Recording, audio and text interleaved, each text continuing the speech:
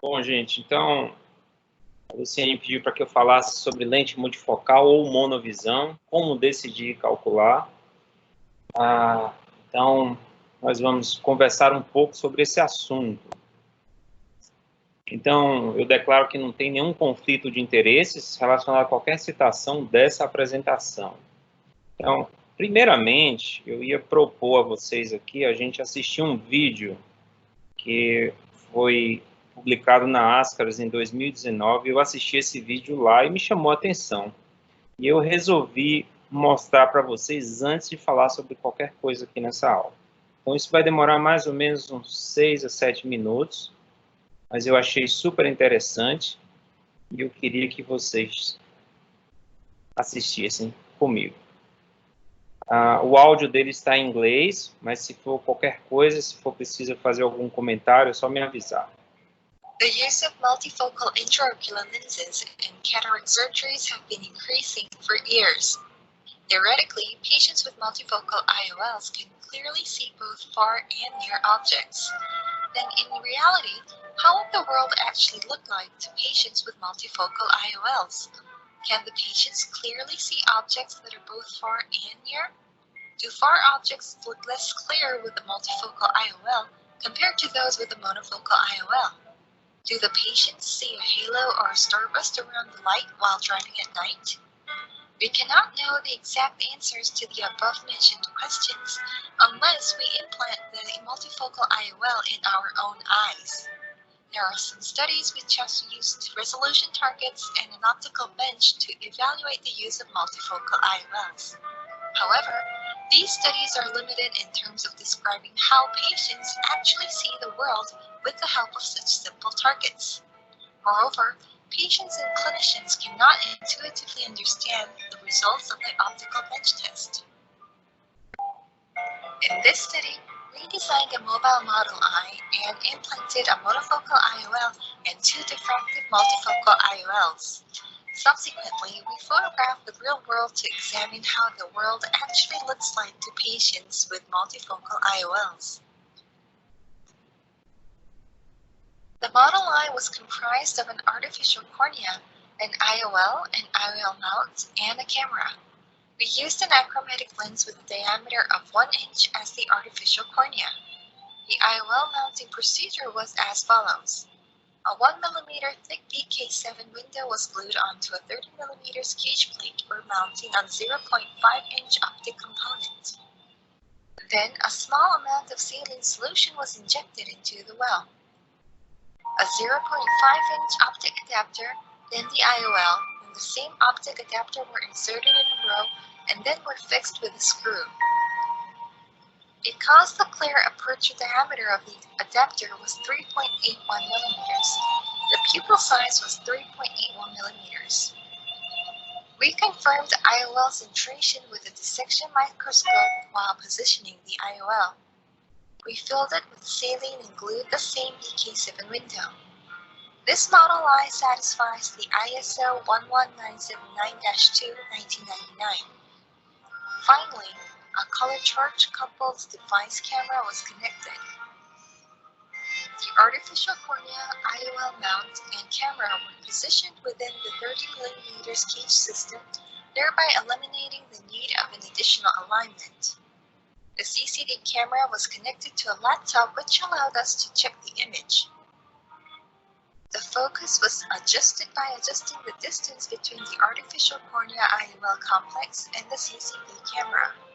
Then, black tape was used to shield the space between the IOL mount and the camera from ambient light. We held the laptop in one hand and the model eye in the other and went outside to take a picture of the scenery. At night, we stood on the road to see how the traffic lights, headlights, and taillights of cars looked. For an indoor analysis, we approached the ETDRS chart to the model eye from a distance of 95 centimeters to check the multifocal function. We repeated it with a smartphone instead of ETDRS chart for an outdoor analysis. Outdoor. A university building was photographed. A stone statue, traffic cones, streetlights, trees, and windows of the building at a distance were clearly visible with the monofocal IOL. multifocal IOL-A showed similar observations as the monofocal IOL. However, with the multifocal IOL-B, the images were slightly hazy than those with the monofocal IOL. In particular, there were halos around the light objects such as the stone statue, traffic cones, metal pole of the streetlight, and signboards. Night vision. The traffic lights, headlights, and taillights of cars looked slightly blurrier with the monofocal IOL than the naked eye. The multifocal IOL-A showed slight halos around each light source in comparison to the monofocal IOL. With multifocal IOL-B, halos were observed more heavily than with monofocal IOLs. Near target. With the monofocal IOL, the ETDRS chart continued to blur as it approached from a distance of 90 centimeters. With multifocal IOL-A, the ETDRS chart blurred as it got closer, but became clear again at a distance of around 30 centimeters. However, halos were observed around the letters. With multifocal IOL-B, the ETDRS chart blurred as it got closer, but became clear at a distance of around 30 centimeters. It was clearer than with multifocal IOL-A, though with faint halos around the letters. Smartphone. With the monofocal IOL, the letters were so blurry that they could not be read from a distance of 30 centimeters. With multifocal IOL-A, we could read the letters from a distance of 30 centimeters. But the letters were not very clear because of the halo. With multifocal IOL-B, we could read the letters from a distance of 30 centimeters. Moreover, they were clearer than those with the multifocal IOL-A because the ghost images around letters were faint. Interestingly, with diffracted multifocal IOL-A, halo was definite around the letters at a near distance, while it was not significant at a far distance. On the contrary, with diffractive multifocal IOL-B, halo was faint around the letters at the near distance, while it was considerable at the far distance. This difference may occur because of the different IOL designs that differently distribute the light energy at near and far distances. If 30% of light energy goes to the near focus and 70% of the light energy goes to the far focus, the halo will be strong at the near distance but will be weak at the far distance. Conversely, if 70% of the light energy goes to the near focus and 30% goes to the far focus, the halo will be weak at the near distance but will be strong at the far distance. Therefore, it is recommended to choose a multifocal IOL depending on whether the near vision is more. Pronto. Basicamente, era isso que eu queria mostrar para vocês. Apenas para a gente abrir um alerta que você colocar uma multifocal exige muita responsabilidade. Eu sou um fã de lentes multifocais. O que devemos reconhecer antes para evitar problemas depois? A primeira coisa, inicialmente, o olho seco é um dos principais fatores de insatisfação no pós-operatório. Então, se a gente puder tratar isso antes, reconhecer e tratar, a gente vai ter um melhor resultado após a cirurgia. Sempre é importante a gente observar o fundo do olho do paciente. Hoje em dia a gente tem uma recomendação aqui interna no hospital de sempre que possível fazer um OCT do paciente para ter certeza que a mácula fóvea está bem. A gente tem que avaliar se esse paciente tem algum glaucoma avançado. Você tem que discutir com um profissional especialista em glaucoma até que ponto vale a pena a gente optar por uma lente desse tipo no paciente. E a córnea. Algumas vezes eu pego um paciente que tem uma patologia de córnea, uma gutata importante, tem algum edema de córnea subclínico e esse paciente está com uma lente multifocal dentro do olho. Então, não é uma indicação boa colocar nesses pacientes, principalmente aqueles que podem vir a evoluir para um transplante de córnea.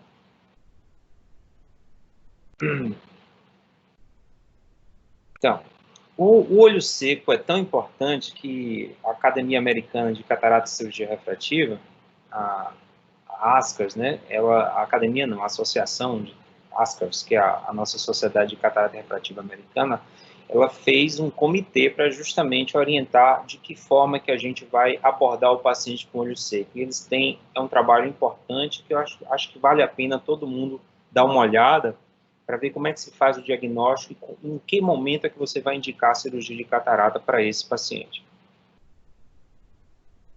Os pacientes com olho seco, eles devem ser tratados e devem ser agressivamente tratados e você solucionar ou amenizar o problema dele. Porque aquelas queixas que ele tem, muitas vezes você faz a cirurgia e esse paciente está com o olho seco, ele vai expressar como se estivesse associado à cirurgia que você fez, um problema que outrora ele já tinha.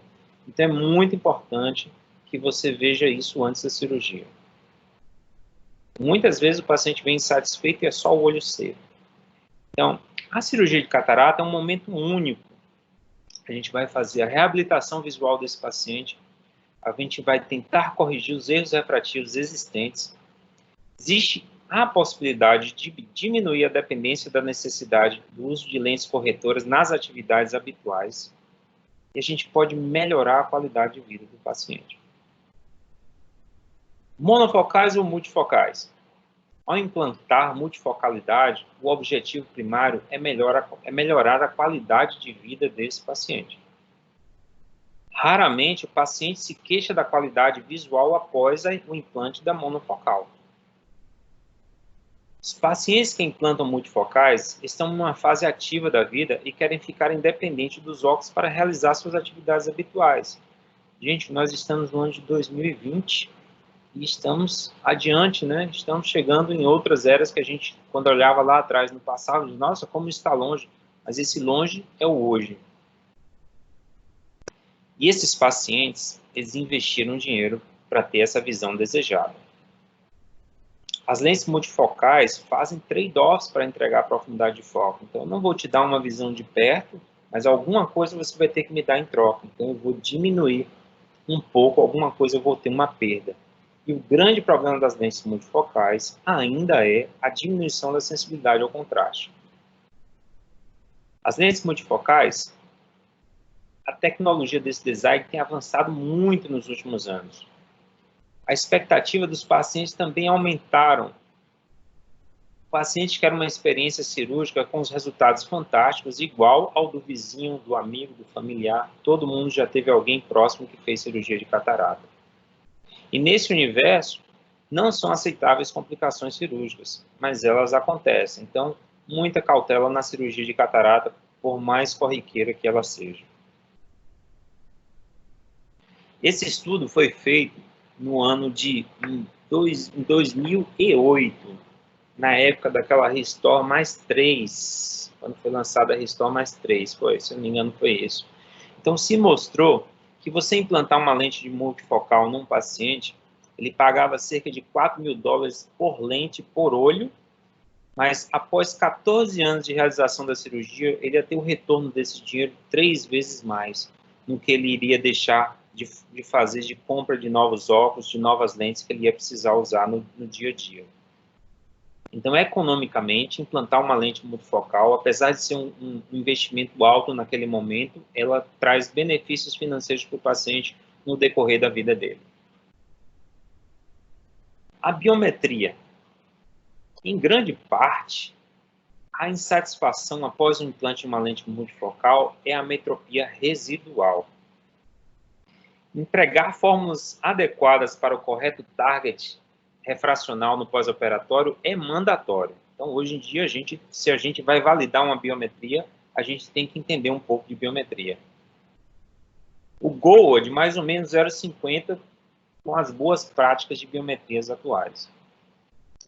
As fórmulas teóricas atuais são comparáveis à aberrometria intraoperatória em olhos normais, mas a aberrometria, que é teoricamente a forma mais moderna de fazer o cálculo da lente intraocular, que você faz in loco, no local, no momento da cirurgia. Alguns serviços no Brasil tem, inclusive o HOB aí em Brasília. é muito boa para aqueles olhos que fogem um pouco da regra e principalmente em pacientes pós-cirurgia refrativa. A biometria hoje em dia, se a gente observar, existem dezenas de fórmulas, mas essas fórmulas, o que a gente sabe é que em olhos normais, basicamente todas elas se comportam daquela mesma forma e vão entregar aquele resultado de 70% a 80% dos pacientes com um resultado final de mais ou menos 0,50. Mas quando a gente se afasta um pouco, quando o paciente vai ficando míope, quando o paciente vai aumentando a hipermetropia desse paciente, aí é que começam a haver as distorções e você precisa aplicar uma determinada fórmula. Em 70% a 75% dos olhos, que são olhos normais, qualquer fórmula que você escolher, na maioria das vezes vai funcionar bem. Uma das fórmulas atuais que funcionam melhores é a fórmula do Barrett. Então, eu sempre uso a Barrett como parâmetro e sempre vou usar 2 ou 3 fórmulas acessórias para a gente tentar chegar no valor ideal para o paciente. O Jonathan Lake tem uma aula excelente de biometria, ele é muito simples, ele é muito objetivo e ele mostra isso muito bem para a gente. Esse gráfico, eu tenho ele no celular, porque ele me ajuda muitas vezes para a gente ver aqui, ó, esse olho é normal, que fórmula que eu vou usar, se esse olho é curto, qual a fórmula que vai ser melhor aqui para a gente usar, se esse olho é longo, que fórmula que eu vou usar. Então, a gente vê que algumas fórmulas aqui, ele vem com esse WK Axial Length Adjustment, que é o one-corp. Então, muitas vezes você faz o ajuste do diâmetro axial desse paciente para que essa fórmula entregue um bom resultado com um olho longo. Então, usualmente, para olhos maiores, eu uso mais a SRKT e faço o ajuste do diâmetro axial desses pacientes. Os olhos hipermétropes melhores, o que a gente funciona é o Hoffer-Kiel, mas muitas vezes eu sempre estou com a Barrett 2 do lado para me guiar em direção a dizer se eu preciso parar com mais atenção ou não. E, de uma forma geral, muito dos problemas das fórmulas de cálculo biométrico é com relação ao tamanho do diâmetro, o diâmetro do segmento anterior e a posição efetiva da lente. Então, a gente sempre que olhar se a gente tem variabilidade dos resultados, vai lá e checa o ACD desse paciente para a gente ver que tamanho de segmento anterior a gente está trabalhando. Isso facilita você indicar os possíveis olhos que você vai ter problema. Então, isso daqui é um trabalho do Brenner, na verdade do Brenner não, da Memira, né, que é um serviço, acho que lá da Noruega, e ele mostra justamente isso. Eles são muito agressivos em implantes de lentes multifocais, trifocais. Eles são uma clínica privada em que eles só fazem cirurgia refrativa ou cirurgias de fasectomias, e eles fazem muito cristalinos transparentes. Ele mostra nos resultados dele que em torno de 88% dos pacientes eles terminam a cirurgia com mais ou menos meio. Então, ele tem uma taxa de retratamento, ou seja, ele vai ajustar depois com o Excimer Laser em torno de 12%. Então, hoje em dia, quem está pensando em fazer cirurgia de catarata, a gente deve começar a pensar nesses números e olhar para esses números com vontade. Então, agora vamos falar um pouco sobre as lentes. As lentes refrativas, elas dividem a luz a partir das superfícies refrativas. Existe uma superfície refrativa para longe, existe a superfície refrativa para perto. Geralmente, elas dão boa visão para longe e razoável visão intermediária, mas falham um pouco em entregar a visão de perto. Elas são mais dependentes da dinâmica da pupila, mas elas afetam menos a sensibilidade ao contraste. Então, basicamente, uma lente refrativa ela tem anéis concêntricos que vão entregar visão de perto ou visão de longe. Inicialmente, o primeiro modelo que a gente teve foi o Array, na década de 90. Depois a gente teve a Resum, da Amo, todas as duas da Amo. Mas hoje em dia o uso está menor dessas lentes. No momento, as lentes difrativas são as mais implantadas, são as mais populares. Existem anéis difrativos concêntricos que vão dividir a luz. Elas são menos dependentes da abertura pupilar, mas, em compensação, a sensibilidade ao contraste sofre mais. Então, esse é o aspecto de uma lente difrativa, onde a gente vai ver um anel central, e a gente vai ver aqui as superfícies difrativas. Isso é como funciona esse tipo de lente. Então, a gente vai ter uma luz que vai passar e a outra ela vai cruzar para que você possa fazer a visão de perto, e a gente ainda vai ter uma perda. Se vocês olharem, tem 40% aqui, 40%, e a gente tem uma perda de luz quando ela divide a luz.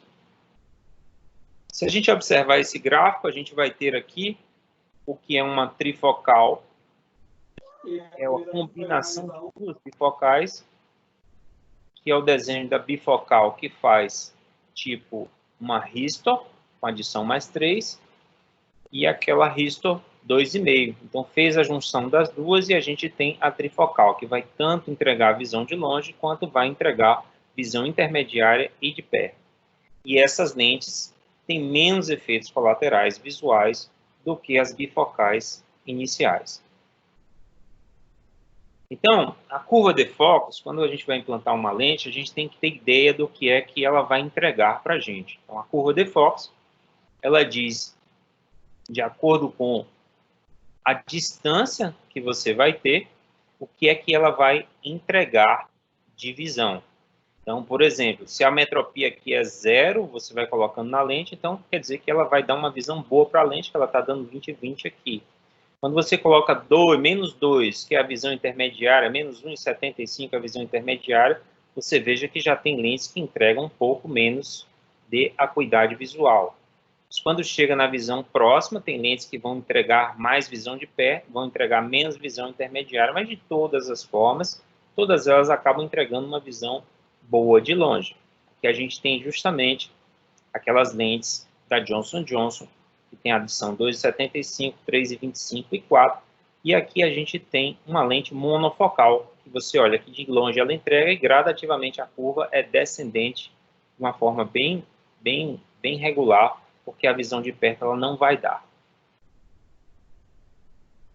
Então, quando a gente pode ver, basicamente, se a gente observar aqui a diferença entre uma lente bifocal e trifocal, ela entrega de longe aqui, tanto a bifocal quanto a trifocal. Na intermediária, a lente trifocal entrega mais um pouco de visão, a bifocal fica deficiente, e na visão de perto, todas as duas progridem e entregam uma boa visão. E aqui, basicamente, a mesma curva de Fox, mostrando uma bifocal que entrega de longe e entrega de perto, mas a visão intermediária não é boa. A gente tem aqui uma trifocal que entrega de longe, entrega um pouco intermediário melhor e entrega de perto bem melhor. E aqui a gente tem as lentes EDOF, que a gente vai falar um pouco sobre elas, são de foco estendido. Você veja que ela entrega bem de longe, entrega uma visão intermediária, mas quando vai entregar de perto, ela já começa a perder a força dela. As lentes acomodativas, teoricamente, a lente ideal, né? A qualidade de visão para longe é boa, a intermediária é boa, mas elas falham em entregar a visão de perto boa também, deixa a desejar. Quando, principalmente, esse paciente é planejado para uma emetropia. É tanto que é muito comum fazer a mini monovisão com as lentes acomodativas da Bausch & Lomb, que ele deixa o paciente programa para menos 0,75 para que ele possa entregar alguma visão útil de perto. A acomodação consiste em um movimento para frente por parte da lente, teoria de Helmholtz, que essa lente se baseia. Mas só que os estudos mostram que esse movimento não acontece. E a visão intermediária que essa lente entrega, ela deve-se ao aumento da aberração óptica esférica que essa lente acaba causando. A instabilidade refracional na primeira geração dessas lentes por causa da contração do saco capsular. Então, muitas vezes essas lentes acabavam miopizando ou tiltando dentro do olho, porque ela deformava à medida que o saco capsular sofria constricção. Então, essa daqui, teoricamente, eu acho que ela ainda pode evoluir, talvez evolua e talvez seja a realidade dentro de alguns anos. Se a gente observar a curva de foco de uma lente dessa, a gente vai ver que ela entrega muito bem aqui de longe, essa seta laranja aqui, a Cristalens, ela entrega bem de longe, mas à medida que você vai querendo visão de perto, ela começa a perder o poder dela, tá certo? diferente de bifocais, diferente de trifocais, diferente de EDOFs aqui, que é a Symfony, por exemplo, que acaba entregando uma visão intermediária melhor e uma visão de perto muitas vezes melhor. E as lentes de foco estendido? A nova Coqueluche, uma tecnologia emergente. Principalmente se estamos falando de visão ocupacional, visão do computador, uma das grandes queixas dos pacientes. Ela vai ocupar um gap entre a monofocal e a multifocal.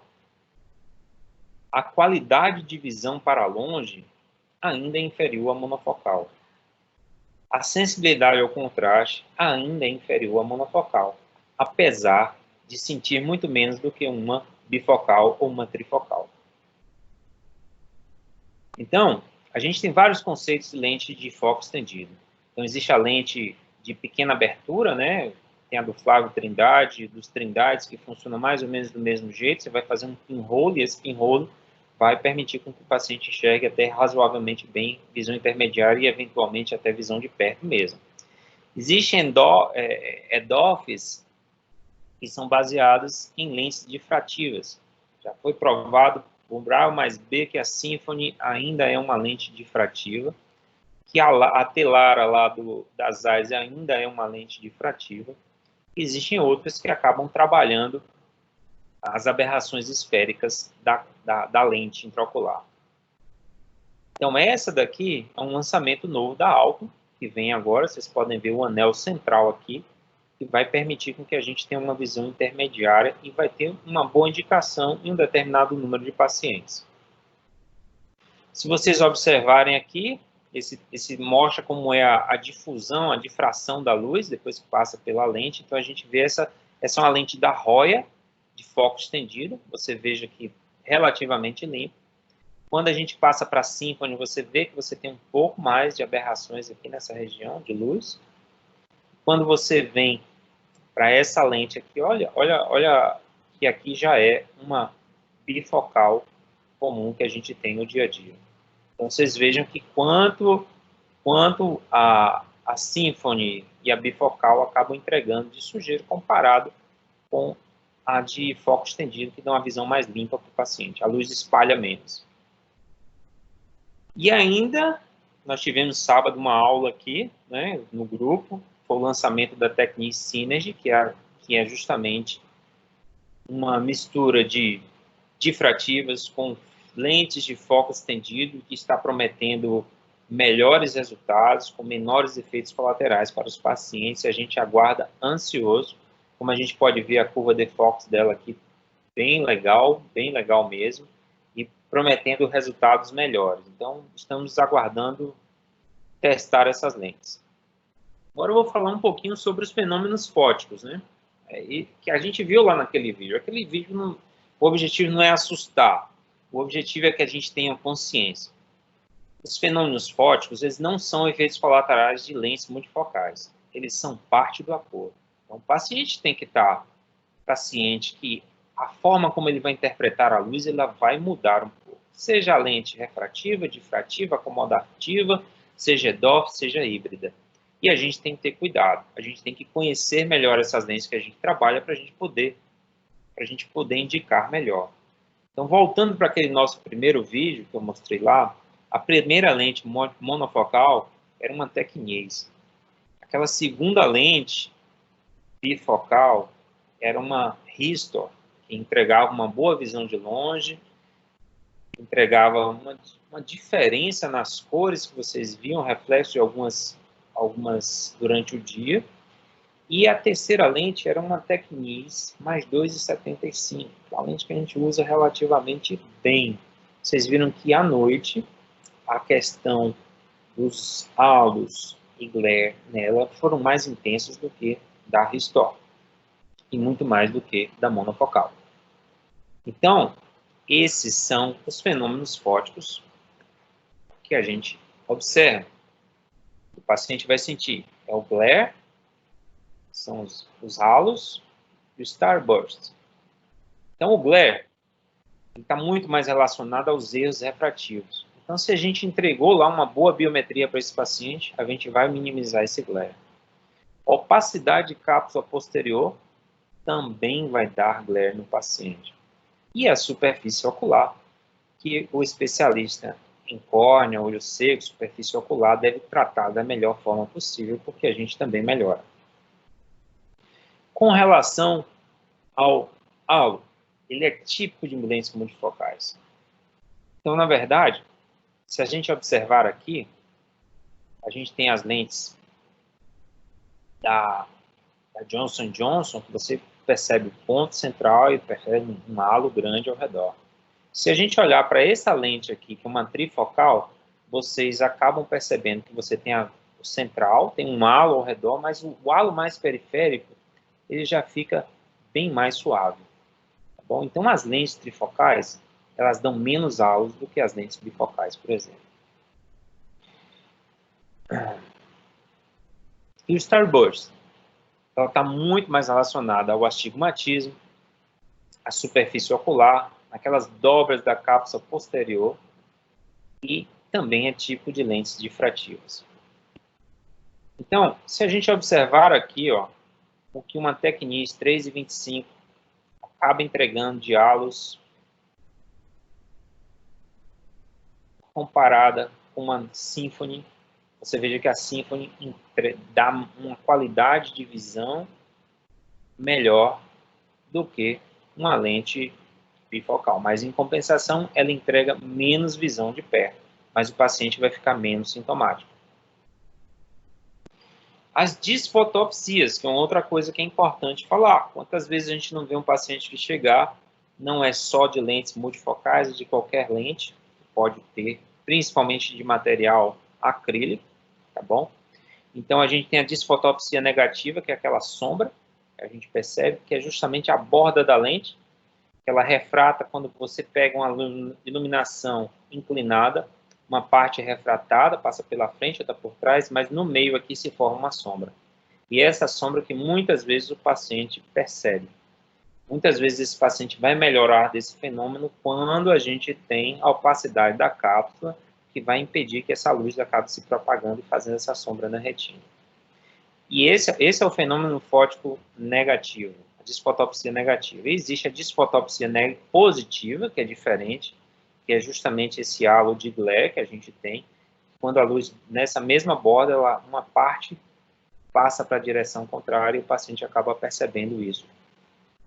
Existem tratamentos para isso, existem abordagens, mas, de uma forma geral, existe uma neuroadaptação que o paciente vai passar e também a opacidade da cápsula periférica na zona em que você tem ela cobrindo a zona óptica cobrindo a borda da lente, que vai fazer com que isso melhore. Precisa de tempo.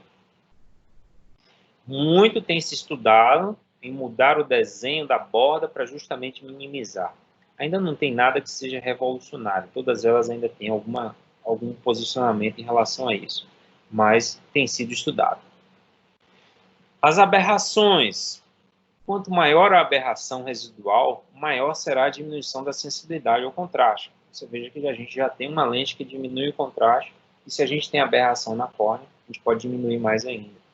Por que eu trouxe isso? Principalmente em relação aos nossos pacientes que fizeram cirurgias refrativas, que foi um universo enorme, inclusive a mim mesmo, há cerca de 20 anos atrás.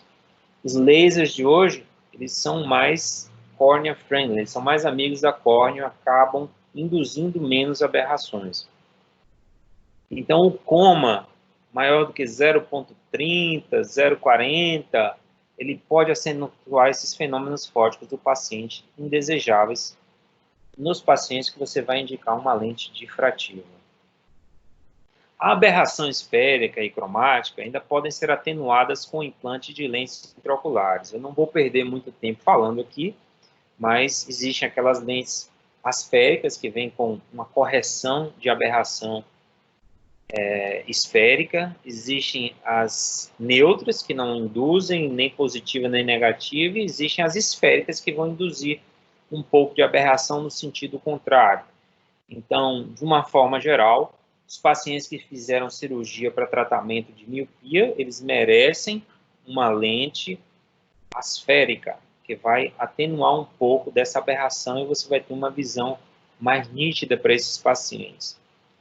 Em contrapartida, os pacientes que tiveram uma ablação hipermetrópica alta, eles vão se beneficiar de colocar uma lente esférica, que são aquelas iniciais, lá da década de 90, nos anos 2000, então eles vão se beneficiar dessas lentes. Mas, eventualmente, esses pacientes que têm aberrações esféricas causadas por cirurgias hipermetrópicas, eles melhoram a visão, a profundidade de foco dele por causa dessa aberração. E, às vezes, você quer manter esse ganho que ele tem, que ele está feliz, aí você simplesmente bota uma lente de aberração esférica neutra. No mercado, hoje em dia, o que a gente tem são as da Bausch & Lomb, que a gente pode usar nesses pacientes, especificamente. O ângulo capa. A gente precisa olhar quando for indicar uma lente multifocal para os nossos pacientes. O ideal é que ele seja metade do anel central da lente multifocal. Então, tem lentes que têm anéis centrais de 0,7, tem delas que tem 0,9.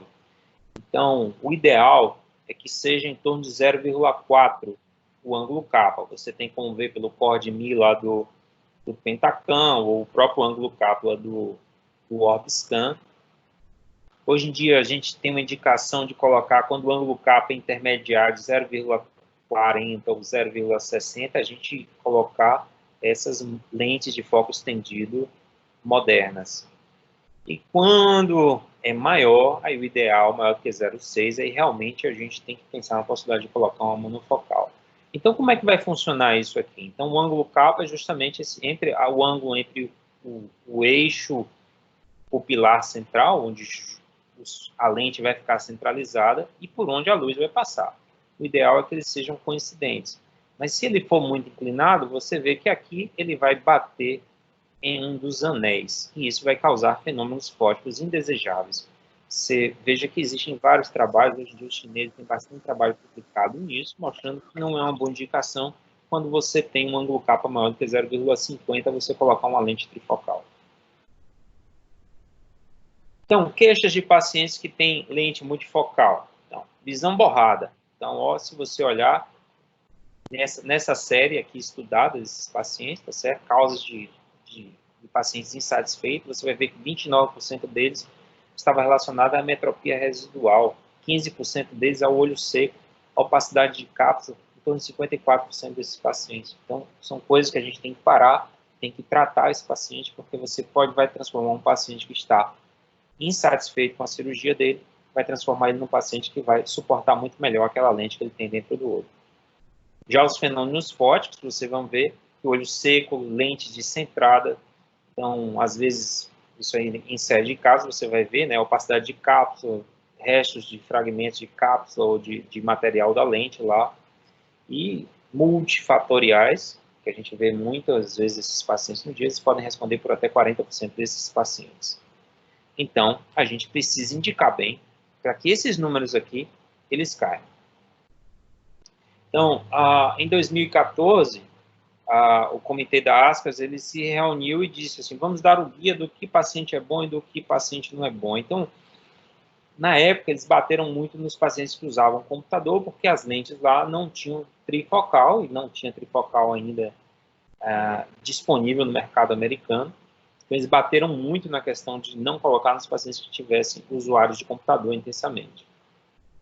Mas, principalmente, aquele paciente que tem característica negativa são aqueles pacientes que são hipercríticos e têm expectativas não realistas em relação e nunca estão satisfeitos. Então, esse paciente não é um paciente bom para você colocar. E aqueles pacientes que buscam a visão mais clara, mais nítida possível, quer enxergar uma agulha no palheiro, quer jogar golfe, quer jogar o tênis, então talvez não seja bom você colocar uma lente bifocal nesse paciente. Já a monovisão. Eventualmente eu faço monovisão. Então é quando você quer causar uma anisometropia intencional após a cirurgia de catarata de 1 grau, de -1 a -2,75. Você vai procurar, aí a gente tem que saber dominância, como na multifocal a gente também é bom ter dominância, principalmente se você vai fazer mix de lentes. Você fazer a emetropia no olho dominante e colocar o outro olho para ser a visão de perto. São pacientes que desejam uma maior independência ao uso de lentes corretoras e eles não têm indicação de implante de lentes multifocais. Então, é aquele paciente que eventualmente tem aberração na córnea demais, que tem a córnea borderline, aquele paciente que a gente não indicou por algum motivo, tá certo? E às vezes são pacientes que não podem arcar com o custo de uma lente multifocal, porque essa é uma opção de baixo custo. A gente pode dar preferência nesses pacientes aos adeptos de báscula previamente. Esses pacientes já estão adaptados, então são fáceis de você usar. E aqui a gente tem que determinar bem o olho dominante desses pacientes. Então, a monovisão, ela não tem imagens indesejadas, tem menor risco de halos e starburst. Você tem um ótimo contraste e tem uma ótima qualidade visual. Podemos simular isso. A gente faz um teste com os pacientes, a gente coloca a lente de contato nele, olha o que é que você acha, como é que vai ficar. A gente pode colocar no green, subir um pouco essa miopia, diminuir um pouco e adequar isso à necessidade do paciente. E o resultado depois, no pior cenário, você vai colocar esse paciente para usar um óculos. Então, tudo que é combinado antes da cirurgia, o combinado não sai caro. Então, é bate-papo com esse paciente. E daqui a pouco, a gente vai ter a cirurgia monofocal premium. Imagina, você colocar uma monofocal no olho, colocar um foco estendido no outro. Então, a gente vai ter como melhorar a qualidade de visão desse paciente, que a gente vai dar uma visão de longe melhor, com algum ganho para a visão de perto para ele. Então, se a gente olhar aqui, esse trabalho no ano de 2002, nós estávamos no início lá da multifocalidade, lançando a Restore mais 4, uma série de casos de pacientes que fizeram cirurgia e optaram por um implante da lente monofocal. Isso foi publicado no Jornal de Catarata e Cirurgia Refrativa. Então, se você olhar aqui, pacientes que tinham catarata, nós estamos, os que ficaram altamente satisfeitos e satisfeitos, somando os dois, a gente vai ter 90% de satisfação aqui desses pacientes. Enquanto os pacientes que fizeram extração de cristalino transparente, nós estamos aqui com 100% deles satisfeitos com a opção por monovisão. Esse é um trabalho que o Barrett publicou em 2012, tá bom? Falando justamente sobre a monovisão, em que ele colocava de 1 a 1,5 grau de miopia. Se você olhar o equivalente esférico no pós-operatório dele, menos 1,38, tá bom? E 70% desses pacientes ficaram totalmente independentes do uso de lentes corretoras, e os outros 30% em algum momento precisaram usar lente. Então, quando bem indicada, é uma ótima alternativa. Mas, também, não são só mil maravilhas da monovisão. Primeiro, que o paciente ele tem que desenvolver, ele precisa de uma neuroadaptação, porque o paciente precisa desenvolver a capacidade de supressão daquela visão. O cérebro dele aprendeu, eu quero ver de longe e eu quero ver de perto. E já se viu que pacientes que têm esotropia de até 10 dioptrias, maior do que 10 dioptrias, eles vão ter um resultado que vai ser insatisfatório. Então, teoricamente, principalmente a esotropia quando ele vai ler de perto. Teoricamente, uma boa indicação de multifocal passa por você fazer um teste de prisma com esse paciente e ver se ele suporta essa esotropia na hora da leitura de até 10 dioptrias. Então, isso é importante. Existe a possibilidade de fazer monovisão, que é a monovisão híbrida, que é você colocar um olho para longe com uma lente monofocal e você usar no outro olho uma lente bifocal ou trifocal. Se você olhar a curva de Fox aqui desse paciente, esse é um trabalho de 2014, mais ou menos. E, na verdade, o que a gente observa é que a lente monofocal, quando ela vem para trabalhar de perto, ela não vai entregar uma visão boa, enquanto que a bifocal vai ter o ponto dela que vai entregar a visão de longe e vai ter o ponto dela que vai entregar a visão de longe aqui e vai entregar a visão de perto aqui nessa posição. Então, 1.0, na distância de 0.3 metros. Então, é uma opção também que a gente pode discutir com os pacientes se um dos olhos dele, por exemplo, não tem indicação de colocar uma lente multifocal. Então, se vocês observarem, com relação ao que é melhor, se você fazer uma lente bifocal ou se você fizer uma lente monofocal. de uma forma geral, o grau de satisfação dos pacientes nesse trabalho aqui, que o Alan Sugar fez em 2014, ele é bem interessante, que ele mostra atividades diárias dos pacientes, como ler jornal, o que eles faziam. Os que conseguiam ler jornal antes e colocaram lentes multifocais, você veja que de 21, só 2 conseguiam ler, e depois desses, 14 pacientes passaram a ver. Mas se você olhar, no paciente monofocal, de 22 pacientes, 2 apenas conseguiam ler e 17 passaram a ler. Então, não há diferença muito grande nesses pacientes. O que houve é uma diferença do que era antes e o que era depois. Entre eles, não houve diferença. Então, desde vendo próximo, jogando, fazendo atividades como jogar cartas, usando computadores e dirigir, todos eles se comportaram basicamente da mesma forma, havendo ganho para o paciente nas duas formas de você implantar visão multifocal de alguma forma para eles, visão de longe e de perto. Esse trabalho aqui é um dos mais legais que eu vi quando eu fui dar uma olhada, que é justamente um trabalho do grupo lá do Moorfields, tá bom? Eles têm um departamento só para estudar lente intraocular. Então, ele bem randomizado, a randomização do jeito que o Patrick gosta, né? Então, na verdade, ele fez um grupo com monovisão e fez um grupo com lentes multifocais. Então, a resposta para eles, no final, foi perguntar com que frequência eles usam óculos. Então, o grupo que fez monovisão, 3,2% deles usam sempre e 2,1% do de multifocal. Algumas vezes precisam usar óculos. Então, cerca de 71% dos pacientes que têm monovisão acabaram dizendo que precisam usar óculos eventualmente. Enquanto que no da multifocal, algumas vezes, apenas 25% dos pacientes. Enquanto que os pacientes que disseram que nunca mais precisaram utilizar um óculos depois que fizeram a cirurgia, os pacientes com monovisão, cerca de 25% deles dizem isso, enquanto que na lente multifocal, 71% deles dizem que estão independentes do uso de óculos. Então, isso é importante. Então, se você olhar se estão satisfeitos ou insatisfeitos nesse trabalho, você vai ver que o nível de satisfação é muito bom em todos os grupos, tanto do de monovisão, um pouco, quanto no de multifocalidade. Se você juntar os dois, vai dar mais ou menos a mesma coisa. O nível de insatisfação, basicamente, o mesmo nos dois grupos.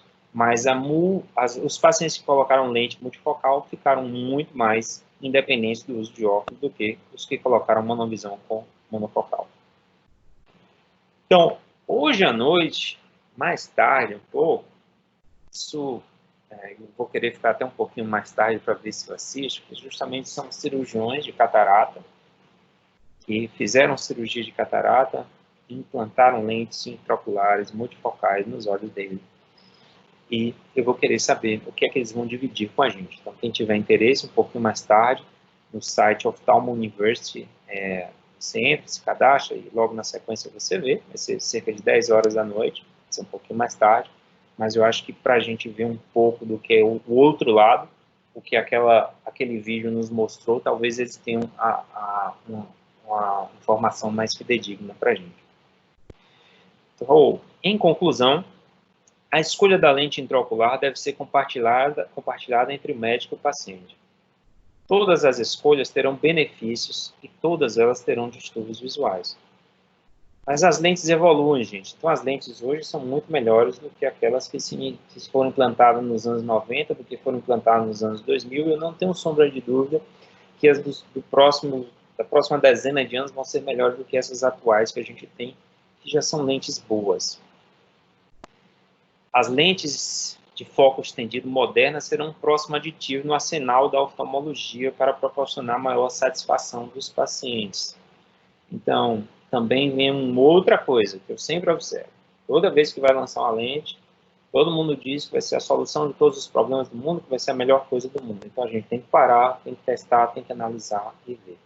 E o HUB está se tornando um excelente centro para fazer estudos baseados de lentes, de qualidade de visão, de resultados visuais, e vão proporcionar informações importantes para a gente no futuro.